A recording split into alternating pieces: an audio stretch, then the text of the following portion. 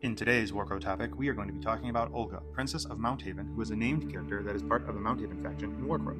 So Olga is the daughter of High Monarch Liuva the Eighth, and she is not, although she's a princess, she is not a damsel to be rescued or a snooty noblewoman. When she was born, she had, they all saw her red hair, and it was seen as having been blessed and empowered by the ancestors. And while everybody was thinking it, the High Monarch was the one who exclaimed that she carried the fire of the hearth within her, or with her, because of the color of her hair. So if you're interested in kind of a little bit of the background on this sacred flame, this fire they have, I would check out the video I made on the Keeper of the Sacred Flame, where I kind of dive into this kind of idea of hearth and home and fire and stuff. So tradition, remember the Mounthaven culture has this caste system, says that princesses of the High Monarch cannot be warriors. So with that kind of in mind, going forward, she had the highest of educations as anyone in her station would have, but she had a passion for war. That has always been a passion of hers. She was excellent riding beast steeds, which are, from my understanding, just giant goats, which I'm super excited about. That will be coming out later. And she's also good at riding something called a mar. I don't know what those are. If you do know what those are, feel free to put it in the comments and let me know. Or it's Corvus Belli future-proofing, but I don't know what a mar is. Anyway, she was really good at riding and cavalry, stuff like that. When she was older, she used to sneak away and fight with the dwarven companies fighting against the redcaps in the dwarven mines.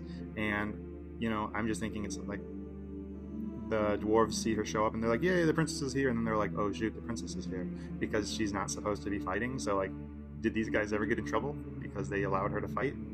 Who knows? Anyway, she was really good at killing redcaps, and she kept track of the redcaps she killed with little silver beads she would forge. And, she put them in a bracelet, but after a while the bracelet got too small because she had so many silver beads, so she kept adding them, so it became like a choker and then a necklace. But she eventually got to the point where she had just killed so many redcaps, she had so many silver beads, that she reforged all of them, she melted them down and turned them into a tonlet that hangs from her belt. When I looked up tonlets, it's kind of like a piece of armor that's like a skirt.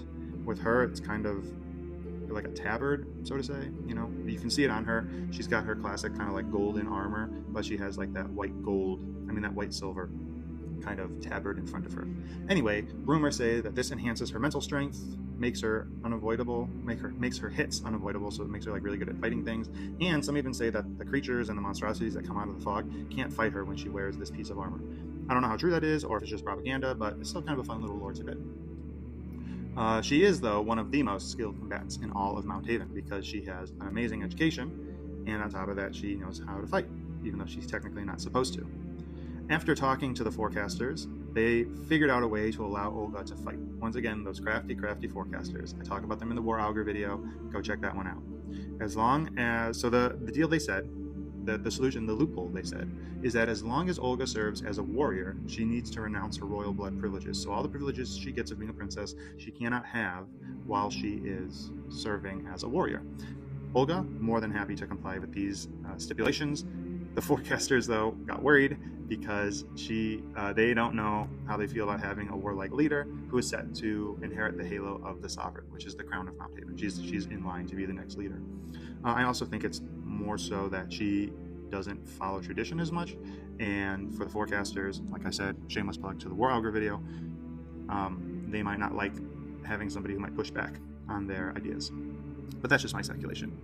So even though she's able to fight now, she cannot fulfill the role of the anvil in Mounthaven. Mounthaven has kind of two high command characters, two leaders of their forces. They have an anvil and a hammer.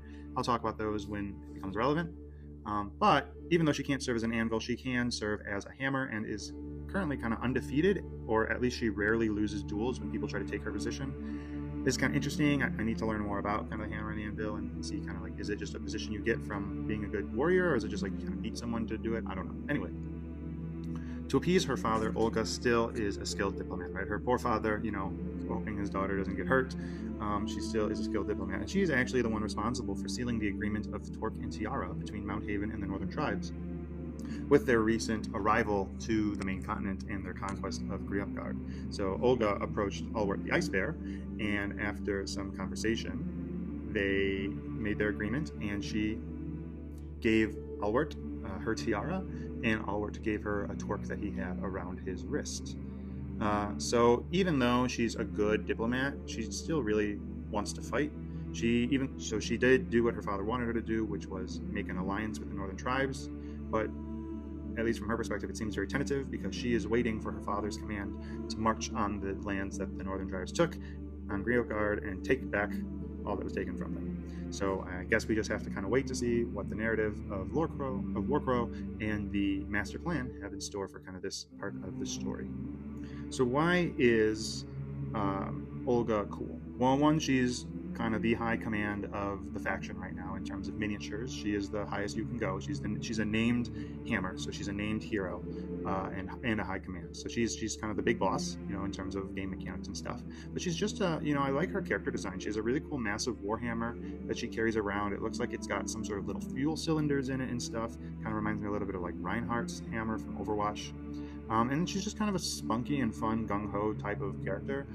She's not, like I said earlier, like a noblewoman from feudom or from the hegemony, who doesn't like to get her hands dirty. She is ready to get into a fight, and that's, I think, my favorite thing. She's just happy to have a good scrap at the end of the day. She just really wants to have a good fight. It's what she enjoys, and, master plan and ancestors be damned if she's not allowed to. She found a way to do it anyway. And so this lore video about Olga, Princess of Mounthaven, comes to an end. Don't forget to follow this channel to get more Warcrow lore, and if you survive the fog, I'll see you in the next video.